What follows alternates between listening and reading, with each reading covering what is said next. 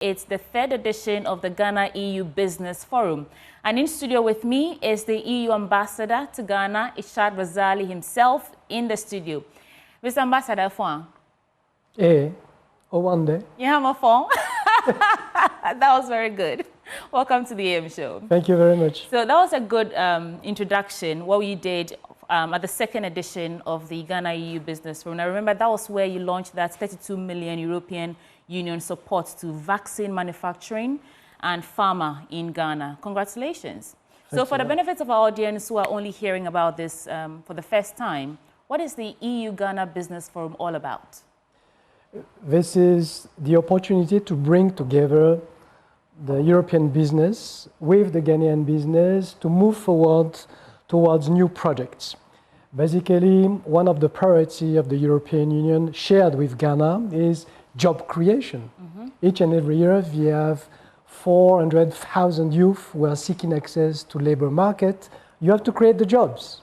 So job creation to some extent lies on investment. So we want to stimulate more investment from the European actors, companies, and this is a pristine opportunity for them to have a chat with their counterparts. On the other side, we want as well to stimulate the growth, new opportunities for Ghanaian businesses, young entrepreneurs. This is very important. So it's important that they meet on a business-to-business, what they call B2B type of meeting, to arrange new projects, new investment, new ventures. So this is about it. Okay, and this is the third time, which means that the first and second one were a success. But what's different this time around? Because I realize it's not every single year, but you're doing it again this year after doing it last year.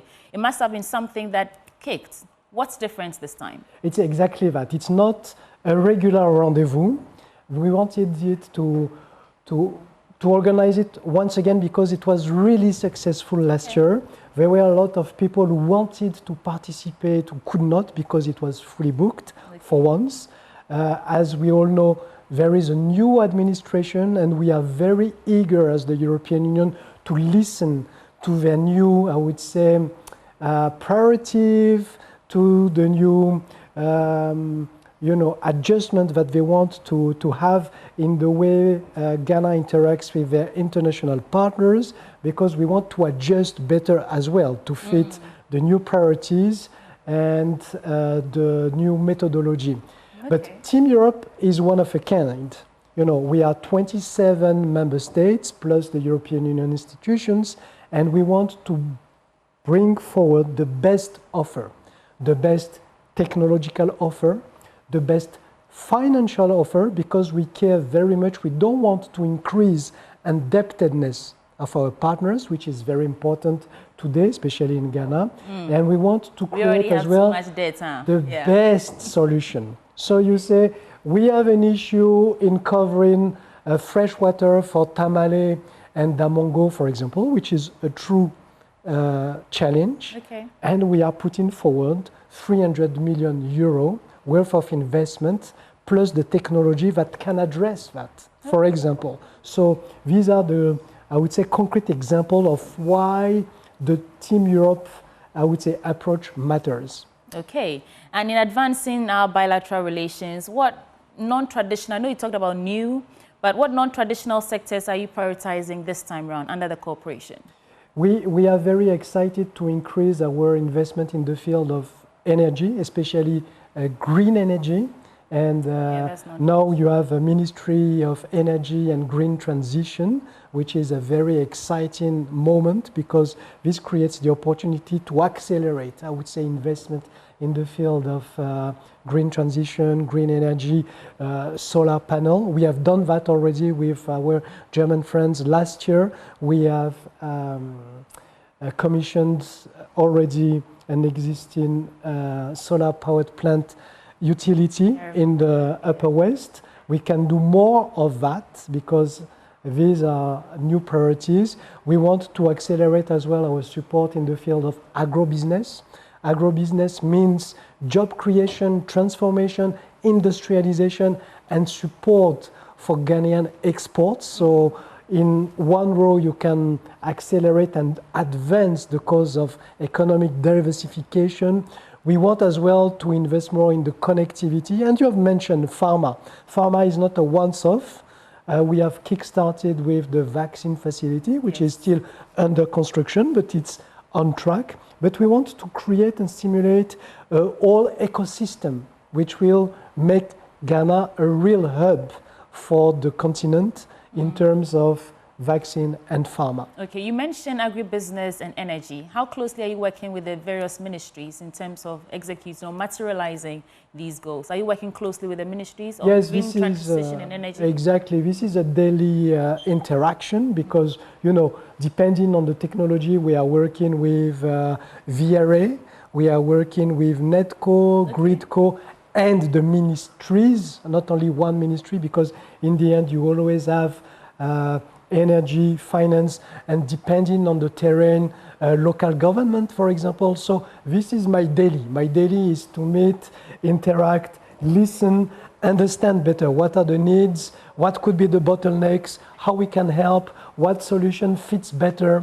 With agriculture, we are doing irrigation, we are doing dam. Where do you believe these dams should be put? Because we are not specialists. You are the ones understanding, no, this is better in northeast, northwest, any other type of region.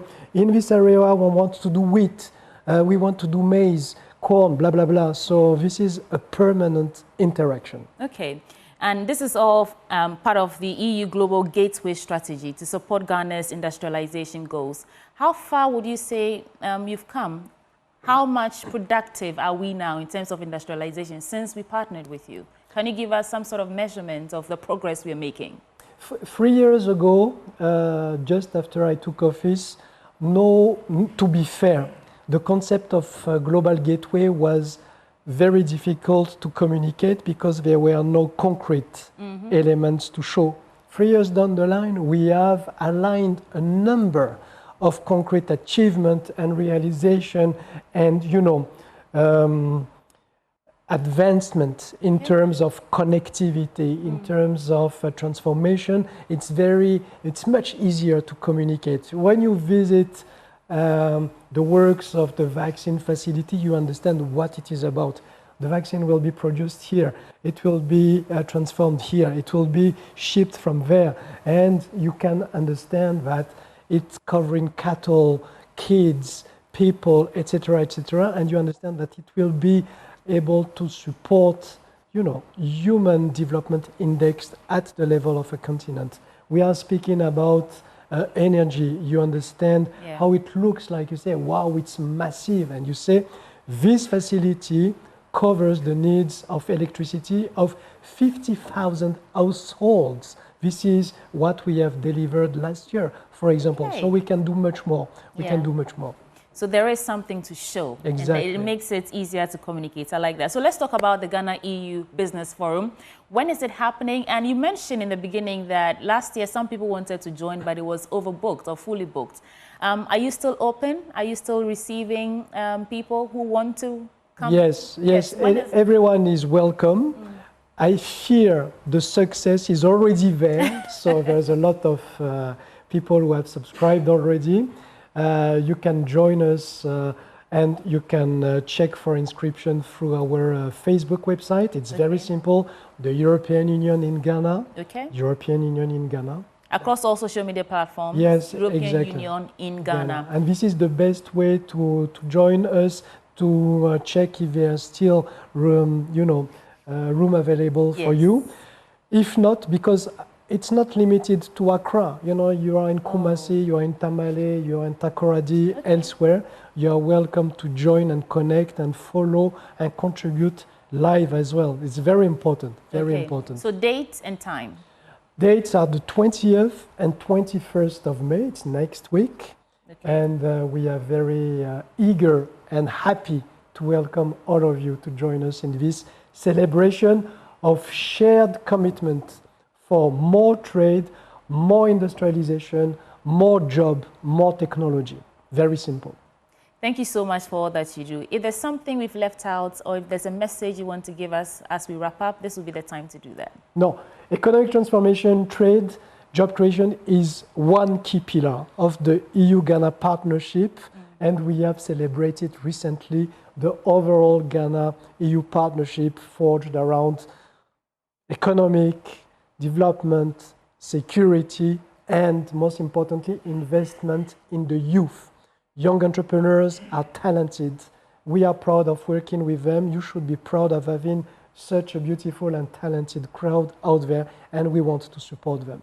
And congratulations on celebrating EU Day in Ghana. I was there, so I know it was a wonderful ceremony. All the best. Thank you. Thank you very much. All right, so that is Richard Razali, and he's the European Union Ambassador to Ghana, and they're talking about the Ghana-EU Business Forum 2025. Do not miss it. Across all social media platforms, they are European Union in Ghana. Check out their website, check out their pages, and if you have any questions for clarity, they'll be there to sort you out. Before we wrap up this belt of conversations, if you're looking for a home in a prime location, then Nesta's Home has got you covered. Our properties in Tema, Community 26 starts right behind the Palace Mall, and they offer a serene atmosphere, easy access to transportation routes, and social amenities. Off-plan prices start from $35,000 US. Here's the number to call for more information: 053-101-4440 or 053-101-4447. You can also visit our website at www.nestas.com.gh. Stick and stay. There's so much more coming your way on the AM Show.